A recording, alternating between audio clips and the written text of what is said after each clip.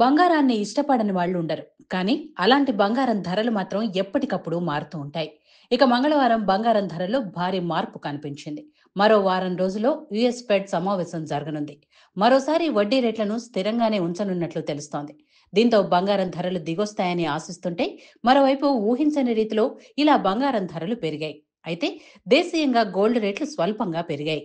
దీనికి ముందటి రోజు స్థిరంగా ఉంది. ప్రస్తుతం హైదరాబాద్ నగరంలో 22 క్యారెట్ల గోల్డ్ రేటు ₹100 పెరగడంతో తులం ₹91,800 వద్ద ఉంది. 24 క్యారెట్లకు చెందిన స్వచ్ఛమైన బంగారం ధర ₹110 ఎగబాకి 10 గ్రాములకు ₹1,150 వద్ద ఉంది.